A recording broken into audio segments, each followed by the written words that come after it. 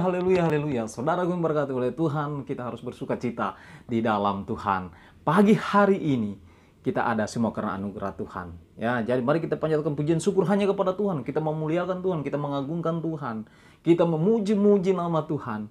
Karena hanya Tuhanlah yang dapat memberikan kita kehidupan. Kalau kita buka mata pada pagi hari ini, kita dapat menikmati kehidupan pada pagi hari ini. Kita dapat melihat orang-orang yang ada di sekitar kita, alam semesta ini. Kita dapat menghirup udara. Semua karena Tuhan yang telah menjaga kita. Amin. Saudara yang berkati oleh Tuhan, untuk itu sepanjang hari ini jangan kita lewatkan sebelum kita akan membaca firman Tuhan. Sebelum kita akan merenungkan firman Tuhan, jangan kita menjalani sendiri, saudaraku. Ya, kita akan menjadi seorang yang sombong. Ya, ketika kita bangun pagi-pagi kita tidak berdoa, kita tidak baca firman Tuhan. Saudara yang berkati oleh Tuhan, kita akan menjadi orang yang sombong. Kenapa sampai saya katakan kita akan jadi orang yang sombong? Karena kita menganggap bahwa diri kita mampu untuk menjalani hari ini. Padahal tanpa campur tangan Tuhan, tanpa Tuhan yang mengkehendaki kita hidup hari ini, kita tidak dapat berbuat apa-apa. Amin. Untuk itu jangan kita melewati hari ini, jangan kita menjalani hari ini sebelum kita akan mendengarkan perenungan firman Tuhan. Kita satu dalam doa, kita berdoa. Ya Tuhan Allah Bapa yang berada di dalam kerajaan surga, kami memuliakan, mengagungkan Engkau Tuhan di dalam nama anak-Mu Yesus Kristus. Kami bersyukur Tuhan, sepanjang malam kami dapat beristirahat. Pada pagi hari ini Tuhan, kami boleh kembali ada, semua karena anugerah-Mu Tuhan. Tuhan, kami akan melakukan setiap aktivitas kami di sepanjang hari ini. Tetapi sebelumnya Tuhan, kami akan membaca firman-Mu, kami akan merenungkan firman-Mu Tuhan. Kami mau mendengarkan perkataan-Mu, kami mau mendengarkan apa pesan-Mu buat kami pada hari ini Tuhan. Sehingga ketika kami menjalani hari ini, kami akan menjalaninya dengan penuh sukacita, karena kami tahu ada Engkau Tuhan yang telah menjaga dan melindungi kami. Di dalam nama Tuhan Yesus kami berdoa. Haleluya. Amin. Saudaraku yang kekasih di dalam nama Tuhan Yesus Kristus, hari ini kita akan berbicara tentang doa di tengah ketidakberdayaan.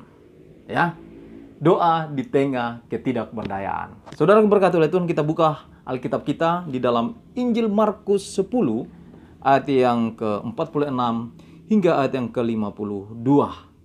Saya ulangi, Injil Markus yang ke-10 ayat yang ke-46 hingga ayat yang ke-52. Saya baca di dalam nama Tuhan. Dikatakan demikian. Yesus menyembuhkan Bartimeus.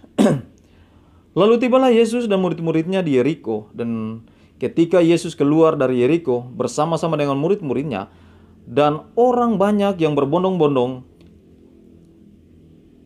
ada seorang pengemis yang buta bernama Bartimeus, anak Timeus, duduk di pinggir jalan. Ketika didengarnya bahwa itu adalah Yesus orang Nazaret, mulailah ia berseru, "Yesus anak Daud, kasihanilah aku." Banyak orang menegurnya supaya ia diam, namun semakin keras ia berseru, "Anak Daud, kasihanilah aku." Ya. Lalu Yesus berhenti dan berkata, "Panggillah dia." Mereka memanggil orang buta itu dan berkata kepadanya, "Kuatkanlah hatimu, berdirilah, ia memanggil engkau." Lalu ia menanggalkan jubahnya. Ia segera berdiri dan pergi mendapatkan Yesus. Tanya Yesus kepadanya, "Apa yang kau kehendaki supaya aku perbuat bagimu?" Jawab orang buta itu, "Rabuni, supaya aku dapat melihat." Lalu kata Yesus kepadanya, "Pergilah, imanmu telah menyelamatkan engkau." Pada saat itu juga melihatlah ia, lalu ia mengikuti Yesus dalam perjalanan.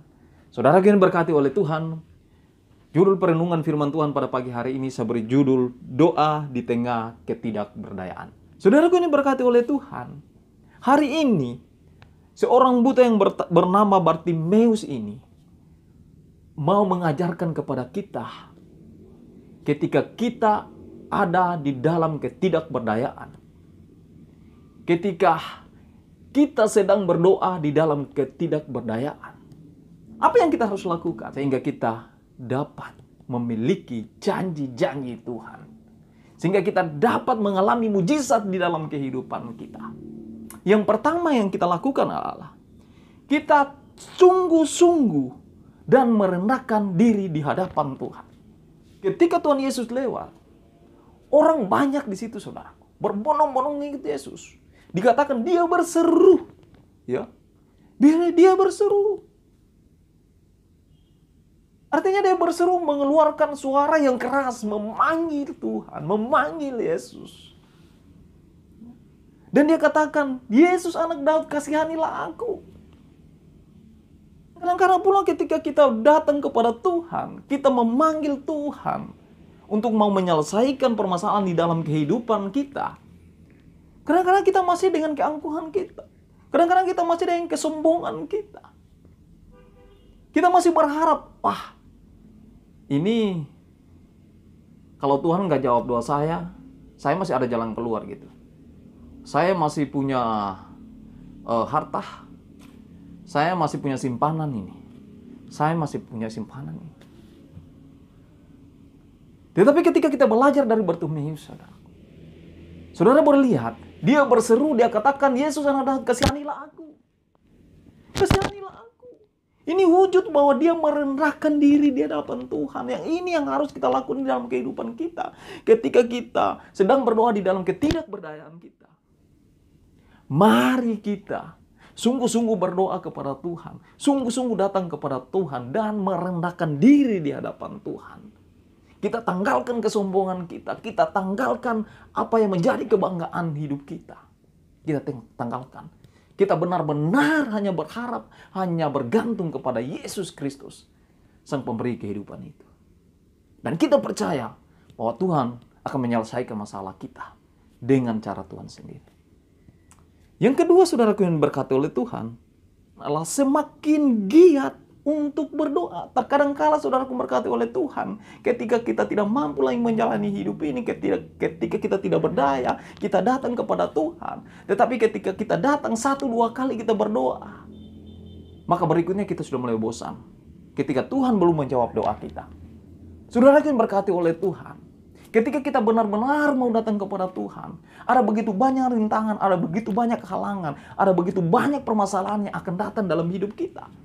Tetapi Bartimeus mengajarkan kepada kita, semakin banyak persoalan hidup kita, semakin banyak tantangan hidup kita, semakin kita benar-benar, semakin kita giat untuk berseru, untuk datang kepada Tuhan. Amin. Kadang-kadang dalam hidup kita bosan. Ya. Kita paling berdoa seminggu, itu sudah lama sekali. Ketika doa kita belum dijawab, Tuhan, saya lockdown dulu untuk berdoa. Ya, untung Tuhan nggak jawab. Kalau begitu, saya lockdown juga untuk kasih kau nafas atau kasih kau berkat. Apa yang kita bilang, saudara? Ya, itu yang kedua. Yang ketiga, saudara berkati oleh Tuhan. Apa yang diajarkan seorang buta Bartimeus ini kepada kita? Ketika kita berdoa di tengah-tengah ketidakberdayaan kita. Yang ketiga, yang Bartimeus mau ajarkan saudaraku berkati oleh Tuhan, bahwa kita harus menanggalkan dosa kita. Itu ada pada ayat yang ke-50. Dikatakan begini, saudara. Lalu ia menanggalkan jubahnya. Ia segera berdiri dan pergi mendapatkan Yesus. Nah, saudaraku yang diberkati oleh Tuhan, mengapa kadang-kadang doa kita belum dijawab-jawab oleh Tuhan, saudara? Ya kan? Jadi kalau doa kita belum dijawab oleh Tuhan, jangan kita salahkan Tuhan. Jangan kita salahkan orang lain. Jangan kita salahkan istri, jangan kita salahkan suami. Ya, yang gagal dalam pekerjaan, jangan kita salahkan istri. Ya, yang gagal mendampingi kita atau orang lain, saudara. Jangan kita salahkan karyawan kita. Jangan kita salahkan teman kerja kita. Tetapi mari kita koreksi diri kita, saudara. Ya kan? Sudahkah kita menanggalkan dosa kita? Kita bereskan dulu hidup kita. Kita bereskan permasalahan kita dengan Tuhan, saudaraku. Ya, jangan-jangan ada permasalahan kita, ada masalah kita yang belum kita bereskan dengan Tuhan. Ada persoalan hidup kita yang kita belum bereskan kepada Tuhan. Ada dosa-dosa yang terus kita lakukan. Sehingga Tuhan masih mengunci, masih menutup berkat-Nya untuk dicurahkan di dalam kehidupan kita. Saudaraku diberkati oleh Tuhan. Bartimeus, ketika Tuhan bilang, panggil dia datang. Apa yang dia lakukan? Dia tanggalkan jubahnya. Dia menanggalkan sesuatu yang najis dalam hidupnya. Ya kan? Sesuatu yang kotor. Bagaimana dengan hidup saudara dan saya? Apakah kita sudah menanggalkan dosa-dosa kita? Kita menanggalkan sesuatu yang najis di dalam kehidupan kita? Ataukah kita masih melakukan terus-menerus?